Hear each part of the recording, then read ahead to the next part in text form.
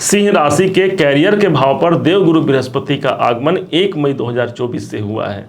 लेकिन ये क्या, अभी अभी खबर सुनने को मिला कि 7 मई 2024 की सुबह 7:34 को भाग्य के कारक देवगुरु बृहस्पति अदृश्य हो रहे हैं, अस्त हो रहे हैं। तो क्या इनका सकारात्मक प्रभाव जो पड़ने वाला था, हमने बताया था, उस प्रभाव में कोई कमी आएगी या वास्तव में होगा क्या, इसी विवेचना को लेकर हम आपके समक्ष उपस्थित हुए हैं। ध्यान रखिएगा, इस अस्त अवस्था को हम समझते हैं। आपके मन में एक डाउट आ रहा होगा कि भाई ये अस्त अवस्था होता क्या है, क्यों कोई ग्रह अस्त होता है। तो बता दें, यहाँ देवगुरु बृहस्पति की बात हो रही है। सारे संसार को यदि कोई अपनी आभा से प्रकाशित करते हैं, वो एक अकेले भगवान सूर्य नारायण हैं, और उन्हीं के पास वो शक्ति होती है कि वो देवगुरु बृहस्पति हो या फिर शनिदेव महाराज हो, उनको अस्त कर पाए। इस समय पर देवगुरु बृहस्पति की जो डिग्री चल रही है, वो 1 डिग्री को ये क्रॉस किए हुए हैं। दूसरी तरफ सूर्य भगवान इस समय पर 22 डिग्री से ऊपर चले गए हैं, अर्थात 23 डिग्री की ओर आगे बढ़ने वाले हैं। इस दरमियान दोनों के मध्य 9 डिग्री का फासला होगा। ज्योतिष में 11 डिग्री के अंतराल में जब देवगुरु बृहस्पति पहुंच जाते हैं सूर्य के पास में, उसे कहा जाता है अस्त अवस्था, और इसी कारण से देवगुरु बृहस्पति हो गए हैं अस्त। आप ऐसा समझिए कि आप एक ऐसे कक्ष में हैं जहां पर 0 वाट का बल्ब जल रहा हो, और आपको यदि कोई कार्य करना हो तो आपको कितना फोकस्ड होकर के उस कार्य को करना होगा, कितने ध्यान आकर्षित करके, ध्यान केंद्रित करके उस कार्य को करना होगा। ठीक इसी प्रकार ये समय होता है जहां पर हमें कुछ केंद्रित करना होता है अपने मन को, और वहां से हमें सफलता निकल करके सामने आती है। सूर्य भगवान मरकरी लाइट के बराबर हैं, और यदि एक कक्ष में मरकरी लाइट जल रहा है, बड़ा सा लाइट, और एक नॉर्मल यदि कोई लाइट जल रहा है, तो इतना पावर होता है उस मरकरी लाइट में कि उस ग्रह का, उस लाइट का कोई औचित्य नहीं रह जाता जो छोटे लाइट हैं। ठीक इसी प्रकार से देवगुरु बृहस्पति को आप मान सकते हैं, वो कहीं जाने वाले नहीं हैं, और न ही ये कोई नेगेटिव आपको कोई रिजल्ट प्रदान करने वाले हैं। ये सिर्फ और सिर्फ अदृश्य हो रहे हैं, और उनकी आभा, इनकी किरणें जो है वो कम मात्रा में हमें प्राप्त होगी। और बल्कि ये एक ऐसा समय होगा जहां पर सूर्य के माध्यम से देवगुरु बृहस्पति का रिजल्ट हमें प्राप्त होगा। भाई क्यों प्राप्त होगा, इसको समझिएगा। क्योंकि इस समय पर सूर्य भगवान चल रहे हैं कृत्तिका नक्षत्र पर, जिनके स्वामी होते, गुरु देवता चल रहे हैं कृत्तिका नक्षत्र पर, जिनके स्वामी होते हैं सूर्य भगवान। और ऊपर से अभी वो समय चल रहा है जहां पर देवगुरु बृहस्पति चले गए हैं भगवान सूर्य के हृदय में। एक ऐसा समय है जो देवगुरु बृहस्पति सूर्य के आहोश में रहेंगे। एक ऐसा समय है जहां सूर्य के हृदय पे देवगुरु बृहस्पति पहुंच गए हैं। अब इसका प्रभाव क्या होगा, इसको आप समझिएगा। देवगुरु बृहस्पति आपके 10वें भाव पर हैं, आप एक कैरियर भाव पर हैं। कैरियर के लिए कहीं से कोई भी नकारात्मक प्रभाव नहीं पड़ेगा।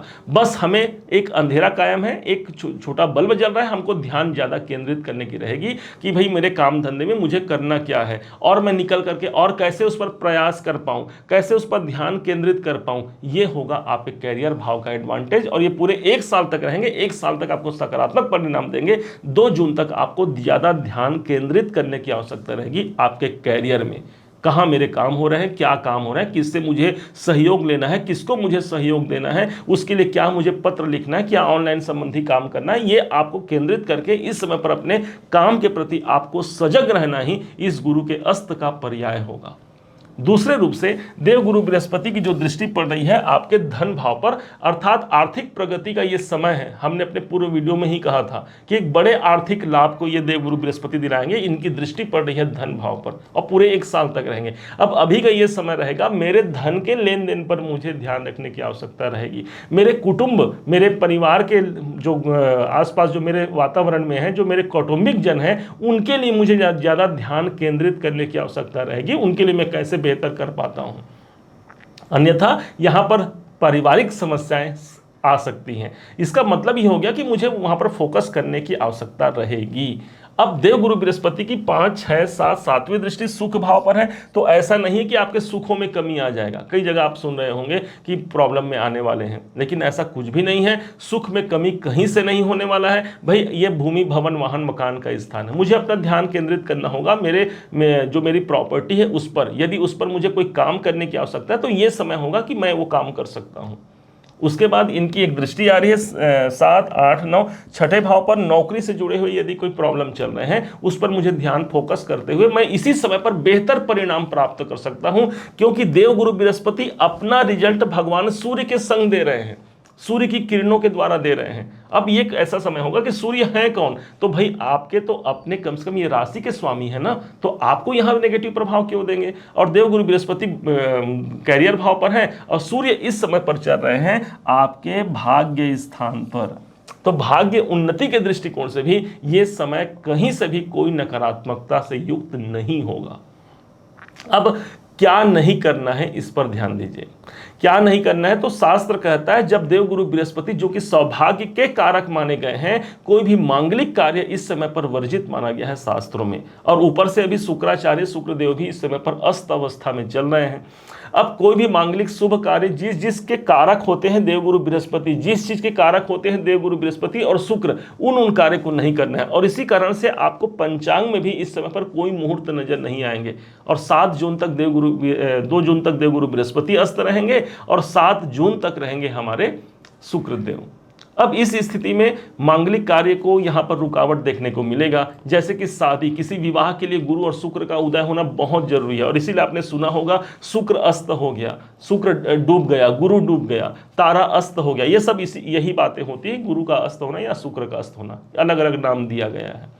तो इस समय पर कोई विवाह इत्यादि कार्य नहीं करना है, गृह प्रवेश नहीं करना है, उपनयन मुंडन इत्यादि का मुहूर्त नहीं है, इसलिए वो कार्य नहीं करना है। व्यापार, कोई नवीन व्यापार प्रारंभ करना है, रुक जाना है इस समय पर। कोई भूमि की रजिस्ट्री करना है, रुक जाना है। कोई एग्रीमेंट करना है, रुक जाना है नया एग्रीमेंट के लिए। तो ये एक ऐसा समय होगा जहां पर ये जब तक ये अस्त अवस्था में है, उस समय पर मुझे अंतर आत्मा के ज्ञान को निकालना है। उस समय पर मैं योजना बना सकता हूँ, लेकिन उस कार्य को क्रियान्वित नहीं करना है हमें। कारण इसका यह है कि मांगलिक कार्य के प्रतीक हैं गुरु और शुक्र।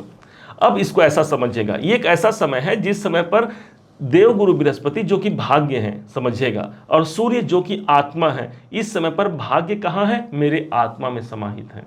देवगुरु बृहस्पति कौन है, आत्मा है। और गुरु कौन है, गुरु देवता हमारे ईश्वर के पर्याय हैं। इस समय पर ईश्वर कहाँ है, हमारी आत्मा में है। आपने कई बार सुना होगा कि भगवान कहीं और नहीं है, भगवान हमारी आत्मा में ही, हमारे अंदर ही भगवान है। तो ये एक ऐसा समय होगा, अस्त का समय, जिस समय अंतर की आत्मा को हमें आवाज को सुनना है। एक अंतर ज्ञान आपके अंदर जागृत होगा, और वो किस फील्ड पे होगा, आपके 10वें भाव पर है, कैरियर के लिए अंतर आत्मा से आवाज आएगी कि मुझे ये काम करना है, मुझे अपने धन के लिए ये काम करना है। और उस आवाज को सुन करके उस अनुसार आप काम कीजिए। अपने परिवार के लिए क्या करना है, आपके अंदर वो जागृति आएगी, और तब जाकर के ये गोचर एक महत्वपूर्ण गोचर निकल करके इसी समय पर एक बहुत बड़ी उपलब्धि दिला जाएगा।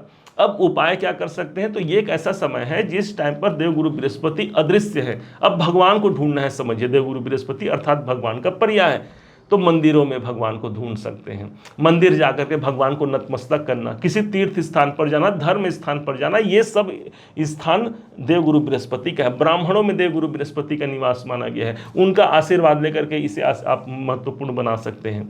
अब यदि कहीं जाते नहीं बनता है, तो अंदर तो भगवान बैठे हैं ना इस टाइम पर, आत्मज्ञान, आत्म भगवान हमारे अंदर हैं, और इसी कारण से अपने अंतरात्मा के भगवान को आप इस समय पर पुकारिए। वो भगवान आपके बहुत सारे कार्य बना सकते हैं, वो भगवान सबकी सुनते हैं, तो हमारी क्यों नहीं सुनेंगे। और इसी कारण से ये एक ऐसा समय होगा जिस समय पर हम अपने अंदर की आवाज को सुन करके अपने समस्त बाधा और परेशानियों का निराकरण कर सकते हैं।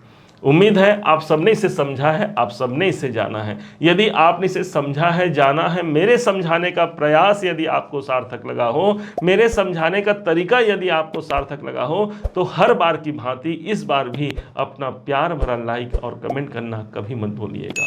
और हाँ, यदि अभी तक आपने चैनल को सब्सक्राइब नहीं किया है, सब्सक्राइब जरूर कीजिएगा।